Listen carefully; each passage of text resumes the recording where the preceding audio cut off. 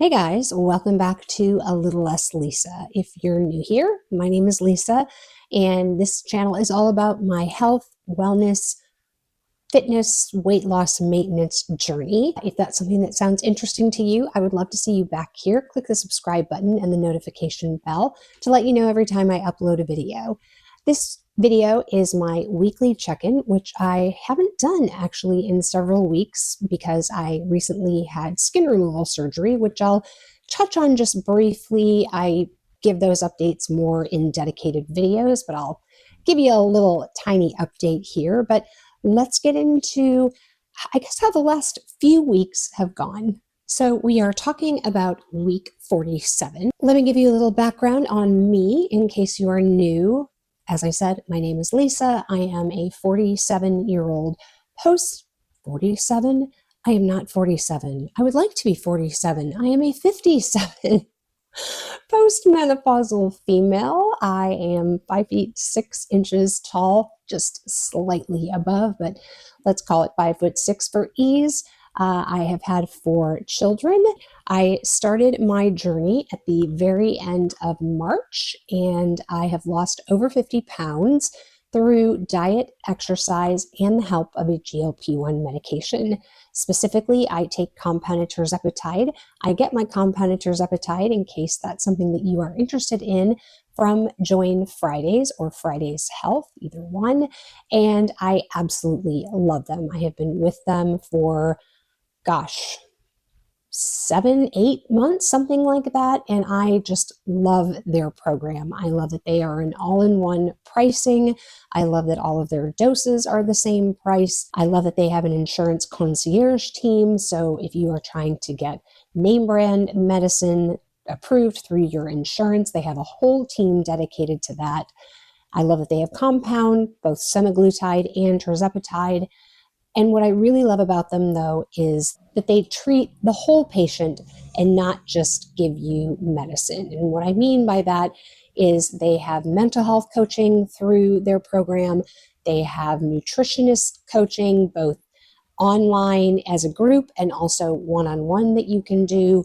And then they also have movement as a part of their program. They have both group sessions that they do again online, but they also partner with Sesh Fitness, which is an app that you can download, and they have an entire workout 8-week program dedicated that has been built specifically for GLP-1 medication patients, and that is free to use if you are a Fridays Health member. So I absolutely love them. If you want to save $100 on your first month, which means your first month of tirzepatide, if that's the way you want to go, would be $249, which is an incredible price. Then click the link in the description box below. You can use the code LISA, and that will give you, like I said, $100 off your first month. I can't remember what it makes semaglutide. It makes it crazy, crazy inexpensive, but I absolutely love Fridays Health, would highly, highly recommend them. I think that they do a really good job of treating the patient as a whole and not just giving somebody a prescription and sending them on their merry way. You can meet with a physician as many times as you want. It also does include your lab work. In other words, Fridays will pay for your lab work to be done because they do require lab work in order to get your medication from them, which again, I think is really important. So as I said, link in the description box. Would love to have you join us at Fridays Health. But moving on from that, as I mentioned, I have lost over 50 pounds using compound tirzepatide. I never have gone above the 5 milligram dose. I started at 2.5, was on that for about 6-7 weeks or so, and then I moved up to the 5 milligram dose, and that's where I've been ever since, and that's where I have been maintaining. Now, I do my maintenance by essentially stretching out my doses, so I still take 5 milligrams, but instead of taking it on a weekly basis, I now take it around every 10, 11 or so days. Now, because I did have surgery, I had to go longer in between shots. During that time, my physician requested that I stop the medicine, or that I don't take the medicine closer than 7 days to my procedure. So I took my shot on my regular day, And then by the time I had my procedure done, it was basically 11 days from when I took my last injection. And then I took my shot about 7 days or so after my surgery. So I went about 18 days in between shots, and I was honestly just fine with that. But that is the way I am doing maintenance. Obviously, people do maintenance in different ways. Some people back down on their dose and they still do it on a weekly basis. Some people are microdosing. Some people are doing what I'm doing, which is maybe staying on a same dose or a higher dose, whatever it is, but then they are stretching those injections out. So it's really up to you and your discussion with your physician or healthcare provider to decide how you want to handle maintenance. There's no one correct way, just like there's no correct one way to take this medication as far as like a titration schedule, things like that. As we say, every person is unique, everybody is different. So however you titrate up through the medication is something that will be unique to you in consultation with your healthcare provider. So if you missed my skin removal surgery vlog that I did, which chronicled from the day of surgery through post-op day 5, I did mention in there that, I was not going to be weighing myself for at least a week and a half or so after surgery, because you're dealing with swelling and, water retention and all sorts of things. I will tell you that, I guess we'll kind of talk a little bit about my surgery right now. I'm definitely still very swollen in my left arm. Again, if you're not familiar or if you're new here, I had skin removal surgery on my arms as well as the flanks on my side. And then I had my breast implants removed as well as having a breast lift. So because of that, obviously, we're dealing with two different extremities here, which, just heal differently. My left arm definitely is still quite swollen. It's still quite tender. And, I can just see in the difference between the two arms, the swelling. So I did take my first weigh-in and then the weigh-in that I just did this week with, a little bit of a grain of salt. I believe that I let you guys know prior to surgery just because of some stress that I'd been having trying to get approved and get cleared for surgery through my different physicians here in New York. There was quite a bit of stress there. Check out previous videos regarding that. But I think due to the stress, I had lost some weight, and so I was below my maintenance range. Again, as a reminder, if you're new here, I don't report out my specific weight anymore or how much I gained or lost in a particular week, because to me, maintenance is all about maintaining, and nobody stays at the exact same weight every single day. So even though you may get to your goal weight, quote unquote, and let's say your goal weight is 130 pounds, you're not going to stay 130.0 pounds every single day for the next however many years you live your life, right? Your weight fluctuates depending on your sodium intake, depending on stress, depending on how many carbohydrates you eat, things like that. Your weight fluctuates. So what I decided to do in maintenance is set basically a 5 or so pound range. So about 2 pounds below my goal weight, 3 pounds above my goal weight. And now I just report to you whether I am below my maintenance range, I'm within my maintenance range, or I'm above my maintenance range. And so prior to surgery, as I mentioned, I think because of stress, I had gone below my maintenance range, and somewhat, I would say significantly, and I guess I say significantly based on the weight I am, right? I guess my point is, sometimes if I say I'm below my maintenance range, I may only be below it by, 0.2 pounds or something, but I'm reporting to you accurately that based on that number, I am technically below my maintenance range. Now, that's different than maybe being 4 pounds under your maintenance range or whatever it is. So, however you define significant or whatever, I guess in my mind, my pre-surgery weight was a little bit significantly under what my maintenance range bottom, number is. Now, I will tell you that today, having stepped on the scale, and actually I do weigh the exact same amount as I did when I first weighed myself after surgery, which was probably about a week or so ago. I did weigh myself kind of on my normal day, basically 9 days or so after surgery. Generally, my weigh-in day is on a Friday. I had my surgery on a Wednesday, so obviously I didn't weigh myself that first Friday, but I did go ahead and weigh myself the next Friday, and then I just weighed myself this past Friday.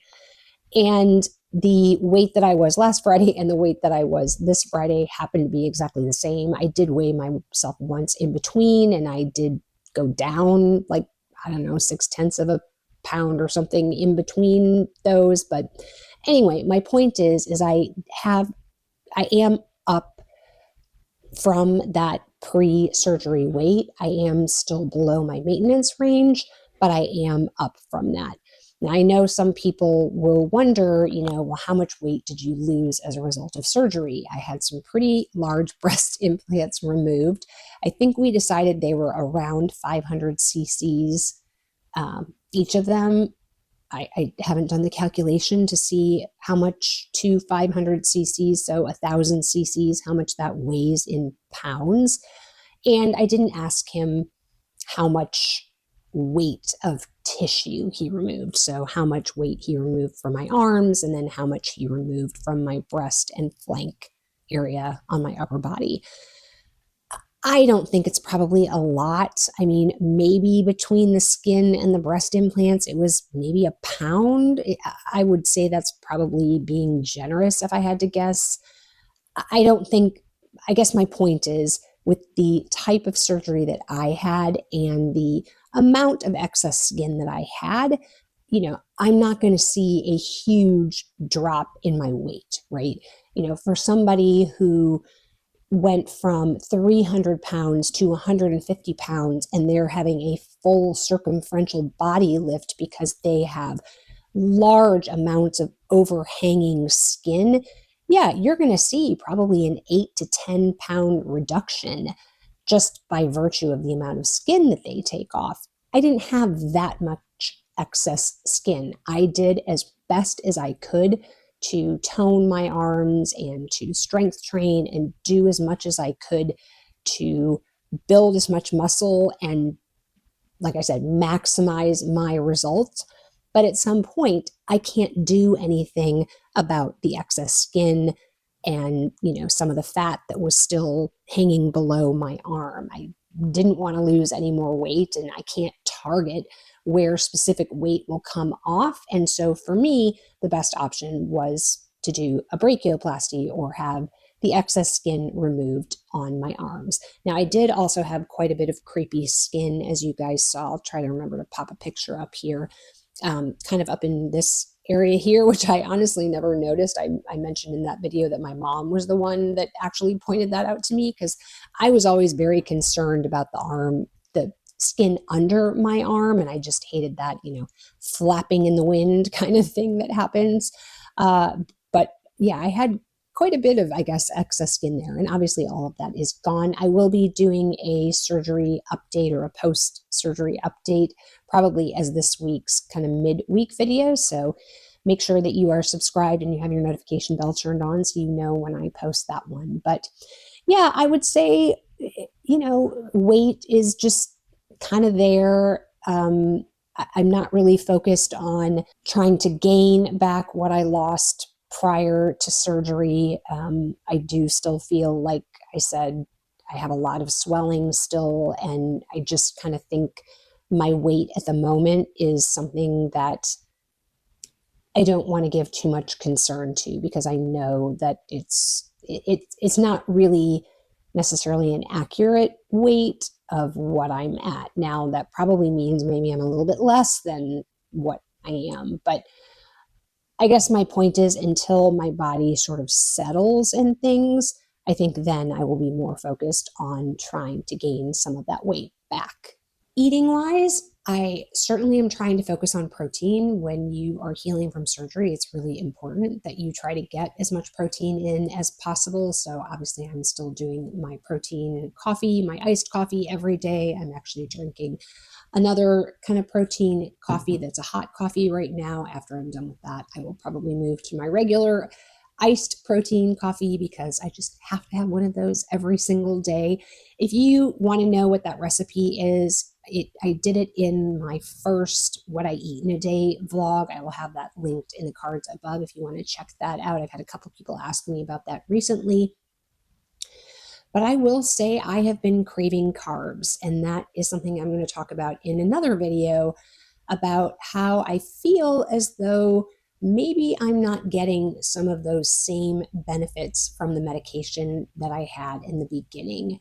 I am definitely hearing some food noise. I wouldn't necessarily say I'm experiencing any great hunger, but I will say that those kind of carb cravings are definitely back. And when I was first on this medication, probably all the way up through July, August, really until I probably started going into maintenance, I did not have cravings whatsoever. I could walk in the pantry and nothing fazed me, nothing was calling out to me, that kind of thing. So I will do a dedicated video to talk about that and the possibility of maybe cycling off and then restarting. I don't know. We'll talk about all those options in that other video, but I did want to let you know that I have been dealing with quite a few cravings these past few weeks. It's not like I'm overindulging in any of these things, but it does, I guess, concern me that I'm having some of these cravings again and wanting to eat more of those things than wanting to eat protein. So that's something that's probably where my focus really should be over the next few weeks and things. Like I said, as I continue to heal from this surgery, is really trying to refocus on protein and getting as much in of that as I can instead of the carbohydrates.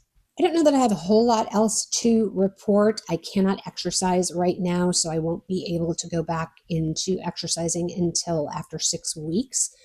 Hopefully, I will feel well enough in my arms to do so. I'm only now able, meaning I'm allowed, I should say, to take my upper arms over my shoulder height, but it's tight and I feel like I don't want to damage anything as far as the incisions are concerned. So I may actually send a quick email to my physician tomorrow and just ask them, double check that it was 2 weeks. So I'm about 2.5 weeks post-op right now. For some reason, I thought I had remembered him saying 3 weeks, but the paperwork that I have says 2 weeks. So I don't want to push it if I'm not supposed to be. And I also want to know, do they want me to start really kind of moving my arm more vertically and getting more range of motion, I guess. But my point is I'm not allowed to exercise, so I can't really tell you what I've done exercise over the last few weeks.